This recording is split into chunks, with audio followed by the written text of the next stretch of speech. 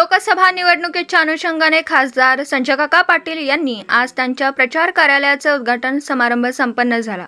या प्रसंगी भाजप प्रदेशाध्यक्ष चंद्रशेखर बावनकुळे व पालकमंत्री सुरेश भाऊ खाडे यांच्या हस्ते उद्घाटन करण्यात आले। यावेळी माजी आमदार नितीन शिंदे, माजी आमदार दिनकर तात्या पाटील, शिराळचे सत्यजित देशमुख, भाजपाचे शेखर इनामदार, अभिजित पाटील, भारत बर्गे, राजू नलवडे, लक्ष्मण नवलाई, माजी नगरसेविका भारतीताई दिगडे, गीतांजली ढोपे पाटील, उर्मिलाताई बेलवलकर, स्वातीताई शिंदे, प्रभाकर, संजयकाका पाटील, धीरज सूर्यवंशी, मोहन वनकंडे, जिल्हाध्यक्ष प्रकाश ढंग, ग्रामीण भाजप जिल्हाध्यक्ष निशिकांत दादा भोसले पाटील व मोठ्या संख्येने कार्यकर्ते उपस्थित होते।